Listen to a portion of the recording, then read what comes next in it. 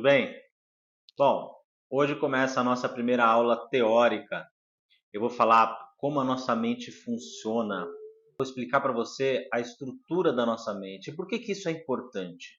Essa parte teórica é importante, você entender como a sua mente funciona é importante, justamente para te ajudar a entender o que que você está fazendo nos quatro passos, ou por que que você tem a sua fobia, como a sua fobia é instalada, como a sua mente funciona para ter essa fobia.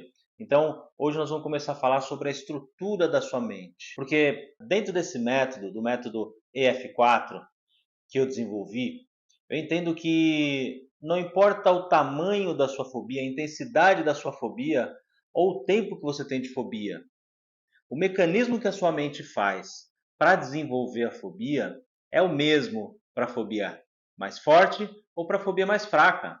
Então não tem a fobia mais grave. Quando a gente fala em fobia mais grave, talvez seja aquela fobia em que você tenha mais acesso a ela, em que você tenha mais contato com ela diariamente. Porque, como eu já disse antes também, é muito fácil das pessoas desviarem da fobia, né? Então, não existe uma fobia mais grave ou uma fobia mais leve, porque o mecanismo que a mente faz para que a sua mente tenha a fobia é o mesmo, independente se ela for mais forte ou se ela for mais fraca. A mente de quem sofre homofobia, ela funciona de uma maneira específica, ela segue um padrão. Eu vou te ensinar como a sua mente faz para ter essa fobia que você tem hoje e, obviamente, vou te ensinar a desfazer esse mecanismo. E o interessante é que, apesar de cada pessoa ser uma pessoa, aquela história, né, de cada ser humano é único e tudo mais, na prática, isso não é bem assim. O funcionamento do nosso corpo é mais ou menos igual em todas as pessoas.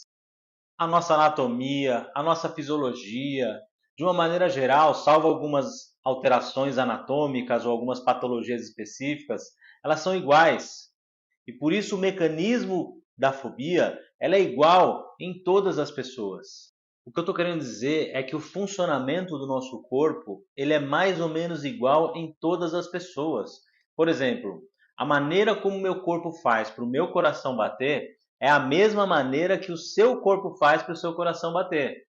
Por exemplo, o mecanismo que meu corpo faz para produzir saliva é o mesmo mecanismo que o seu corpo faz para produzir saliva.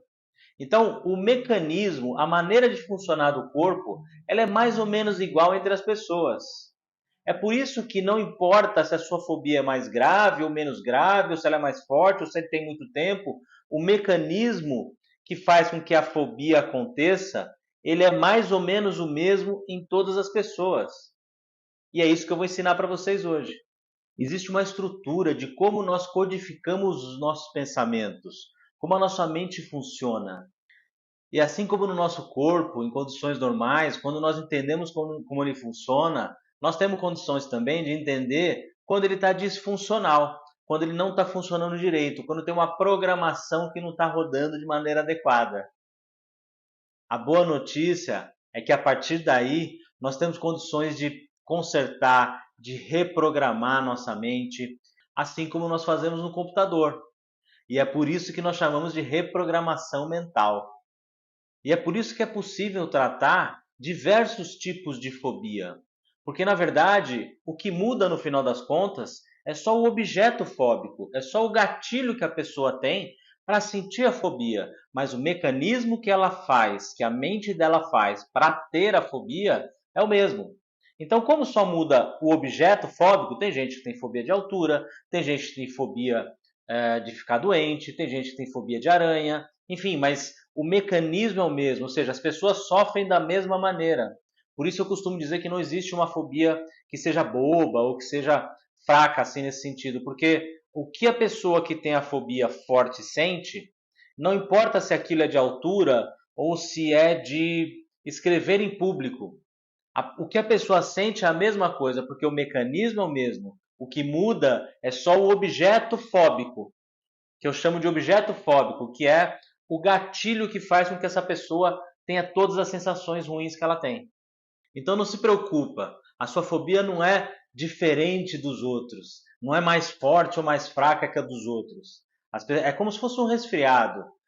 eles mudam lá, tem gente que fica um pouco mais resfriado que a outra e tal, tem um resfriado que é um pouco mais forte que o outro, mas de uma maneira geral, é resfriado, é a mesma coisa. E trata mais ou menos da mesma maneira. Quando nós falamos de fobia, isso funciona da mesma maneira também. É claro que existe uma série de tipos de remédio para resfriado, para o mesmo resfriado. Assim como existem vários tipos de terapia para fobia. Então imagina que você pegou o melhor de cada remédio para resfriado e formou um único remédio que é mais potente e resolve num tempo mais curto do que cada remédio individualmente. É exatamente isso que eu fiz com a fobia. Eu juntei uma série de técnicas, parte de técnicas das partes mais importantes de tratamentos para fobia e juntei num único modelo de tratamento que torna o tratamento da fobia ainda mais eficaz e mais eficiente. Bom, para você ter uma ideia, o protocolo normal das terapias convencionais para fobia, ele varia entre 6 meses a 10 anos de fobia. Enquanto aqui no curso, você vai resolver a sua fobia em questão de dias. Não é sensacional? Mas como eu já disse anteriormente na introdução, para que essas técnicas funcionem corretamente, para que você tenha um melhor efeito e consiga eliminar completamente a sua fobia, eu preciso ensinar umas coisas para você antes. É necessário uma teoria. É como na maioria das coisas que nós aprendemos, né? A gente começa aprendendo na teoria e depois a gente vai botar em prática. Fica muito mais fácil dessa maneira. Aliás, deixa eu te fazer uma pergunta. Você sabe a diferença entre cérebro e mente? Tem diferença entre um e outro? Ou é a mesma coisa? Assiste a próxima aula que eu te conto como isso funciona, tudo bem? Um abraço e eu te encontro na próxima aula.